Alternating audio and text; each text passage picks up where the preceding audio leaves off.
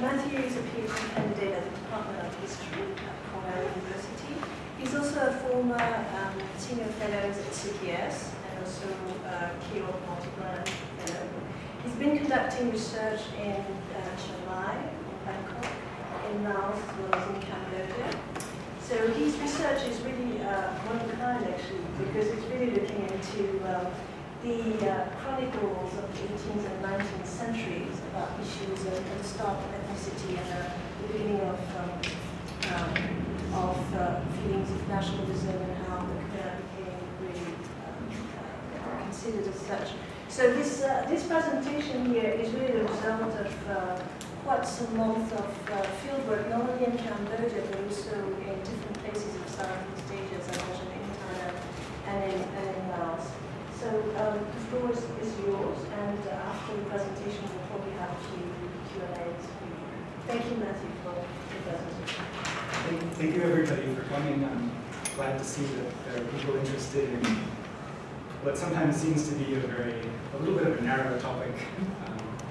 So I'm glad to see that people in Cambodia are coming to hear me talk about this. We like narrow topics. maybe we're all of the same type. This is actually even more narrow than my PhD dissertation topic. As Fitzanan mentioned, I've been doing work in Thailand, northern Thailand, a little bit in Laos, as well as Cambodia. And I really started my work in Bangkok. And I've expanded it a bit to Cambodia and some of these other places that in the late 18th and early 19th centuries sort of formed an area that used more or less a common set of political vocabulary. And I don't want to, I'm trying my very best not to assume that all of these places, Thailand, Cambodia, northern Thailand, thought of things in exactly the same way in the 18th and early 19th centuries. But I think that there are some patterns, and I'd like to mention some of them today. This presentation is a look at, basically it's a close look at 4 chronicle texts that were written in Cambodia, originally in Khmer. Some of them, 2 of them only survive in Thai translation. So I'm going to explain some of the complications that will cause us a bit later. And then the other 2 survive. One of them is just in Khmer, and then one is, there's a couple different versions in different languages. But I've also, from my research, I've also looked a little bit at poetry, I've looked at some law texts in Khmer and in other languages. And so I'm hoping to be able to draw together a wider variety of genres in my dissertation. But I wanted to present to you a bit of a narrower topic because I could organize it a bit better before I leave to write my dissertation next week.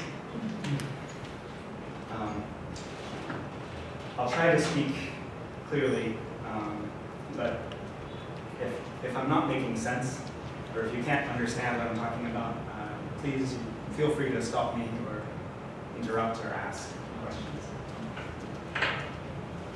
So today, this is the general outline of the talk. I tried to put useful information on the slides so that to help us all stay on the same page. So this is what I hope to do today. First, I want to talk a little bit about some theory about ethnicity that helped me understand the materials, the sources that I've been looking at. Second, I want to talk a little bit about ethnonyms. Those are ethnic names like Khmer, Thai, Lao, Yue. And I'll talk a bit about their multiple and shifting meanings. So I'll talk in some more details about that next. Then I want to give you some details about the 4 chronicle texts that I'm going to be looking at today. And finally, the bulk of the presentation is to look at the characteristics and the meanings that I think are implied by the uses of these ethnonyms in each chronicle text.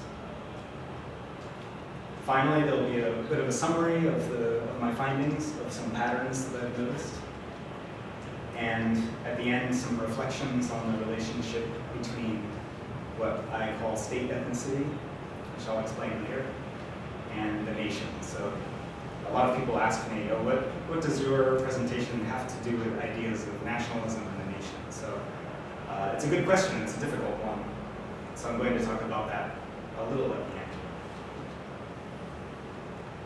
So ethnicity is very difficult to define. And if you're hoping to get a clear definition from me, you're going to be disappointed. Because this whole talk really is about how meanings of ethnic terms are multiple and they change over time. There's a lot of tensions in the ways that people have struggled to define ethnicity. Sometimes people and scholars debate among themselves about whether ethnic groups are defined more by who we are or more by who we are not. So that's a common contention in the ways that people think about ethnicity. Another common tension is people disagree a lot about whether ethnic identities are passed down to us from our elders, from previous generations, or are they shaped by our context? I think the easy answer for both of these is it's both. You know, it both defines who we are and who we are not. It's also something that's partially passed down to us from prior generations and partially shaped by our context. But looking into the details, I think they're interesting, and so I'll talk a little bit more about that later. I want to mention to you the idea of markers. Markers are the clues, the signs that people use to argue that this person is Khmer, or that person is Thai, or this person is French. They can vary widely from place to place and time to time. People use different kinds of markers to differentiate who they are and who they are not. So they can include language, religion, political affiliation or nationality, physical characteristics, clothing, ways of life, all kinds of things. Some scholars even include racial or national categories as particular kinds of ways of thinking about different ethnicities. So these ways of defining, in certain places, in certain times, there's different ways of defining who is part of my ethnic group and who is not. So these are referred to as markers. And so in some of the texts that I've seen, they say, okay, well, Yuan people dress like this. And so that's an example of somebody saying that this marker, how they dress, is what shows us that they are Yuan people. By the way, I use the word Yuan. I know it's a bit of a rude term, a slur today in Khmer, but it's the only term used to refer to Vietnamese people in all of the texts that I'm reading. And so I don't mean to imply that it's a slur, or I don't want to insult anyone. So I want to make sure that that's clear. But I also think it's confusing to call people Vietnamese when Vietnamese actually refers to a modern category that's different than the ways that the word Yuan was used in the past. So I hope that that's all right. If anyone feels bad about it, please tell me later and I'll change. The third point is I've talked a bit about it already, but ethnic identifications can be flexible and ambiguous. Just like you could say, you know, I have Cham friends in Cambodia who sometimes they call themselves Cham and sometimes they call themselves Khmer, depending on who they're talking to and why. I have my friends who now live in Thailand or the United States, and sometimes they call themselves Americans, sometimes they call themselves Khmer. Their children may be referred to in different ways by different people. Sometimes people may speak a different language as their family tongue than their nationality. So there's a variety of ways in which today social categories that we think of as ethnic or national can be ambiguous. They can be confusing, they can be used in different ways by different people for different reasons. And so one of my main findings is that this is not new. Ambiguity, confusion, or the political uses or positioning of oneself in a system of social categories is actually old. It's very common in the texts that I will show you from the late 18th and early 19th centuries as well. So anyone who says that the complexity or the political nature of ethnicity is, for example, a colonial invention, I think that that's not supported by the sources that I'll be showing you today. On the other hand, people can't just say, oh, they can't just say whatever they want. They can't say, I can't say, oh, I'm African or I'm Russian or something like that, because there's this common set of shared assumptions about what ethnicity means between the speaker and an audience. And they may not believe you if you say those things. So usually changes in the way that ethnic groups or social classifications are constituted, changes in who's included in each group. Usually those changes happen gradually, or maybe the markers change rather than happening dramatically.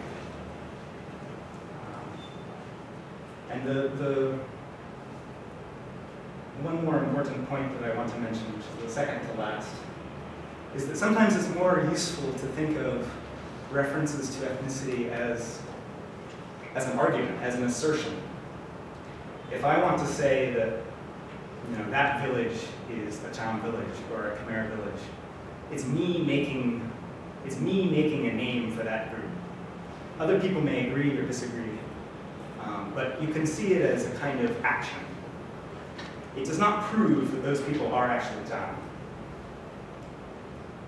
What I mean to say is that in the sources and the chronicle texts that I'm looking at, when we see somebody say, well, this is a Thai army, or that's a Vietnamese or Yuan village, that people may be using political considerations to define social categories. And not everyone might have agreed with them at the time. So I think sometimes it's useful to talk about, instead of identities, which may come with the implication that everybody agrees that this is somebody's identity. Instead, maybe we can use the kind of verb form of making an identification. That means I am identifying somebody else as something, which they may agree with or not. But the last point that I want to make is that I'm trying not to let my own biases either from the United States or from academia or from the 21st century, I'm trying not to let that guide or force me into certain understandings of the text that I'm looking at. So that's easier said than done, but that's a guiding principle. So I want to talk a little bit about ethnonyms, because I'll be using this word a lot today. An easy definition of an ethnonym is an ethnic name. It's not a very helpful definition, I know. But since there are no clear definitions of any of these terms in any of the sources I'm looking at, and because the categories are constantly shifting and the groups grouped by certain terms are changing, it's rather difficult to actually come up with a clear definition that isn't contradicted by certain cases. However, looking at chronicle text, sometimes you can infer who is referred to by ethnonyms. And this is the sort of the art of the project. This is helped a little bit by a lot of Southeast Asian languages, especially in the 18th and early 19th centuries, that usually attach ethnonyms to nouns. So they'll say something like Khmer or Grosaya Pai or Dot Yun or Sorok Khmer, or something like that. So you get a certain idea of what sorts of nouns, what sorts of groups or objects are attached to ethnic groups.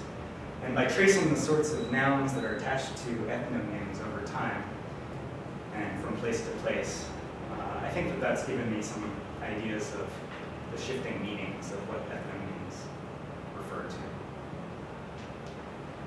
So the two main arguments that I want to make are the fourth and fifth points here. It's possible to differentiate, I think, references to Khmer, for example, or Thai, or as a cultural description, and differentiate that from referring to the same or a similar set of ethnonyms, but referring to political affiliation. So, for example, Khmer referring to particular individuals, or a language, or a calendar, or families, or a village,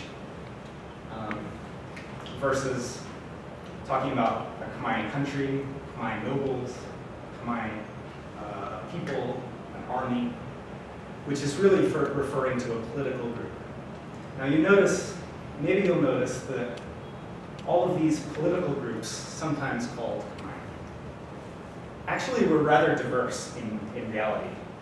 The army actually included a lot of people speaking Khmer, and speaking Lao, and speaking Dam, and speaking other languages, as did the populations of Phnom Penh, and all around Cambodia. So I think it's significant that a group that actually may have spoken many languages, that may have actually practiced many different cultural, many different religions or different cultural attributes, may have started at some point to just be called with an ethnic name, or ethnonym, referring to them as a political group. So I call that state ethnicity, which is an association of a state and its institutions with an ethnic group, even if the actual people who are members of that state or institutions are actually rather diverse. And the argument that I made was state ethnicity was rare before the 18th century, the late 18th century, but it became very common by the beginning of the 19th. And the second major argument I want to make is that it's important to pay attention to the difference between exonyms and autonyms. An exonym is what you call other people or other groups. An autonym is what you call yourself or your own group. And so the second argument that I want to make is that, especially for assertions of state ethnicity, exonyms were common before autonyms. In other words, people started calling that army Thai, that country Yuan, before they started calling this country Khmer and this army. So these are the four chronicle texts that I want to look at today. Most of the details about chronicle dates, like the dating of the compositions of different parts, their kind of factual accuracy, influences, content, and so on. A lot of these details come from a dissertation done by Michael Vickery in the 70s. If you're really interested in looking at chronicles in great detail, you can take a look at this dissertation. It's rather confusing to read, I have to admit. But there's been nothing done in such an analytical way, looking at kind of trying to trace influences and changes between this copy of this chronicle and that copy of this chronicle, and translations and so on since then. So if you're interested, you can take a look at that. And I can give you a copy if you don't. So the first two of these chronicle manuscripts the first one only survives in Thai translation. It was a gift of King Ong of Cambodia to the King Rama I in Thailand in 1796. It was probably translated into Thai. And now the Khmer version is lost. The content covers just a brief period from the 14th to the early 15th century, according to the dates in the Chronicle. Michael Vickery argues that most of the actual facts are not accurate if you compare them to inscriptions or from information from foreign sources. Some of the names and dates came from other periods of time, and they were just giving you years, either accidentally or on purpose, and so on. But for our purposes, it's still interesting. I want to emphasize that even though the content covers the 14th and 15th century, the actual chronicle was written much later, probably in the middle of the 18th century. The second one, there's a shorter, it's still about 70 pages, but there's a shorter version in Thai translation that has been said to be the same version, almost the same as a manuscript at the EFEO in France, which I haven't been able to see yet. So most of my comments on this will be pending, actually looking at the fuller version, which is in Khmer, not in Thai translation in France. The content of this covers the late 16th to the early 17th century. Michael Vickery says that some parts of it are more accurate than other versions in terms of the factual information about people and dates and stuff. The third one is often called the Nom recension, the Nom recension. It was composed in 1818, but we don't have any copies from earlier than well, apparently there's a Vietnamese translation in the late 1830s, but I can't find it. And even if I could, I can't read it. But other than that, there's the earliest version that we have available that I know of, is a 1855 translation into Thai. There's also Khmer versions from the 1860s, which are in France. I think one has been published. And the fourth chronicle is the Nogarot recension, which was composed in 1878. Most of the content of that was copied from an earlier version, but he added a part at the end covering most of the 19th century up until 1866. So I'm looking at that last part, which he composed new, or it looks like he composed new. I want to just mention briefly, because a few people, I hope this writing is not too small. Some people may see it as problematic to use the Thai translations rather than using Khmer originals. I don't think it's actually that problematic for these reasons. And they boil down to the fact that I think Thai translations are actually more accurate or more faithful to the version that they're translating than later editions of Khmer Chronicles, which edited the earlier editions quite a lot.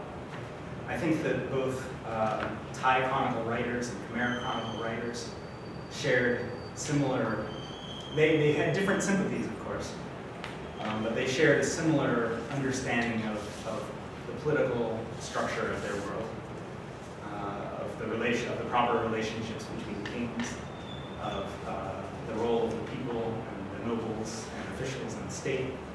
And it's my argument also they shared similar visions about whether ethnicity had anything to do with politics or not.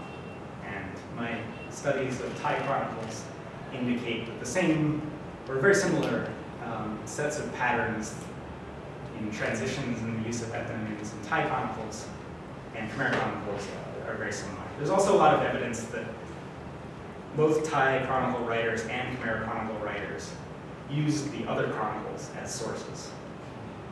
So there are major portions, especially of the Khmer chronicles, that appear to have been copied from, or at least inspired by, the events in Thai chronicles.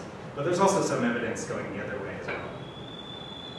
So not only do Thai and Khmer chroniclists share similar worldviews and share certain understandings of political relationships, but they also use similar sources. There's a lot of records of Khmer officials when they went to Bangkok, bringing back both Thai chronicles and Khmer language chronicles from Bangkok. as well. I think that's enough. Okay, so the first chronicle fragment I'd like to talk about now is the oldest one. It's not very long. It's about 8 pages long.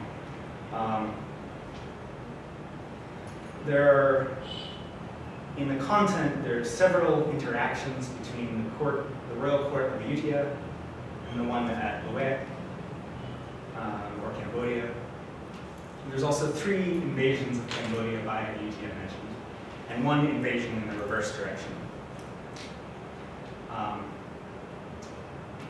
The important point is that in all of these discussions of the relationships between the king of Cambodia and the king of Ayutthaya, there's no mention of anyone being Thai or Khmer. I argue that it was not seen as important or relevant, because I'm not saying that people didn't understand ethnicity, or I should say, people didn't recognize forms of ethnicity at that time, but they didn't see it as being relevant politically.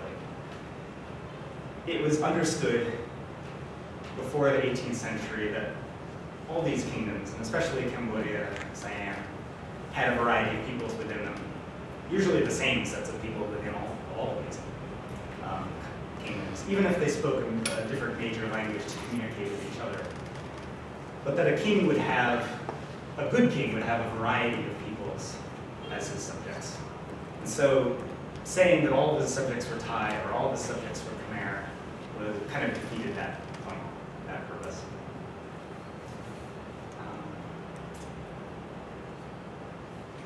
So instead, relations between the kingdoms are treated as very personal.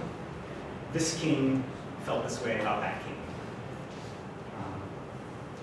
There are some ethnic units within armies that are mentioned, which makes sense, because a lot of ethnic groups had specialties and were assigned by kings to certain roles in the economy or in the military. The last point that I want to point out to you from this text is that there is a war described between Cambodia and the Cham.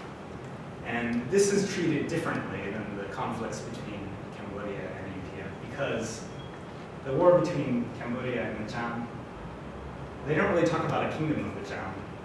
They don't talk about a state, the Cham state. They talk about the Cham as an ethnic group, and the Cham attacking Cambodia. So in contrast with describing the relationship between Ayutthaya and Cambodia, which was personal, the relationship between Cambodia and the Cham was based on ethnic categories. I'll give you some examples here. So these are, the second and the third paragraph are quotations from this chronicle, which I've translated roughly into English. Both of them are about conflicts between Ayutthaya and Cambodia. And you don't have to read the whole thing, but the point is that they talk about the relationships, the conflicts, as personal. They name specific people, kings, princes, officials. They talk about their personal disagreements and personally what they did to fight against each other. You'll see that they brought their troops here, they brought their troops there, they brought their troops here, they brought their troops there. They usually don't mention who the troops were. The troops were, just like the people, sort of props in the narration of these events. That's in contrast with the description of the conflict with the Cham, which in this text are called Kat Cham. Kat probably referred to Muslims or Malay. It's unclear whether they're talking about a group that were both Malay and Cham, or partly Malay and Cham, or if they were talking about a group that was sort of mixed, or if they were talking about the Kak who were Cham, as in like a subset. Linguistically, it's difficult to distinguish that in this text. I'm not exactly sure why the Cham were treated differently than Ayutthaya. I think it was for one of two reasons. First of all, maybe when this text was written, the Cham didn't have a kingdom anymore, or at least didn't have a strong one anymore. And so they were not really thought of as having a state anymore. That's the first possibility I can think of. The second possibility I can think of is that the Cham, because they might have adhered to a different religion or different cultural practices, unlike Khmer and Thai, who shared many cultural practices and shared a common religion, they might have been seen as foreign in a different way. And so I think that's also a possibility. If you have any other ideas, you can let me know. A third possibility is that this passage was inserted later, and it was a later composition, and then the other parts were written earlier. Is it possible that it is disparaging, the Cham being viewed as being some sort of savage without a state, without a head of state, therefore not being both nationally as the people enemy? You could almost do reference with what happened in British Chronicles in the Middle Age, with attacks from German. This yes, is I think maybe. that's right. Yeah, I mean, this is. If you refer to the enemy with the head of state of the enemy, then he's actually on a par with you, and he's a dignitary, and it gives you a certain social status too. There are two kings fighting each other. Well, when you mention a whole group without a precise name or a precise head of the group, then these are just savages, or just a group of people with no culture and ethic and not worth really mentioning. I think that's exactly right, and it makes me remember a point that I haven't made yet, which is that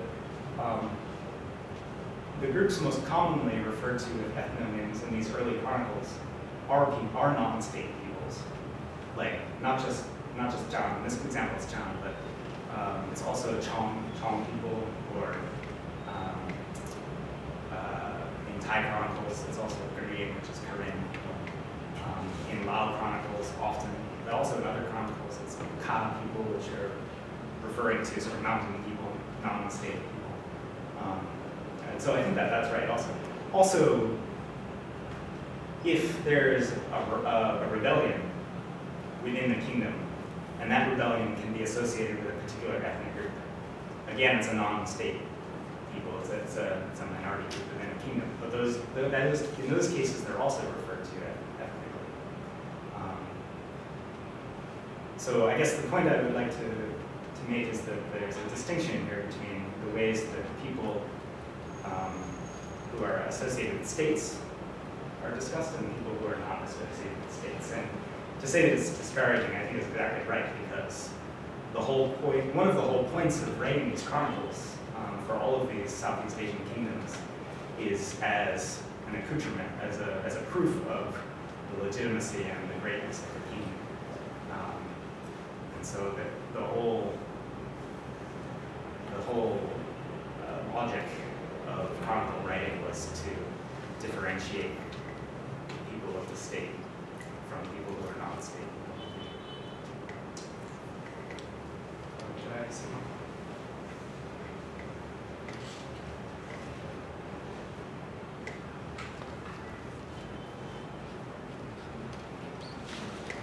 Okay, so the second text that I would like to look at is the Khmer manuscript, which was given by a high-ranking noble from Cambodia to the Thai king in 1808, and it was promptly translated to Thai. And again, the Khmer version is lost, although we have what is supposed to be a similar version in France. This one is much longer, it's about 70 pages long in the version that I looked at.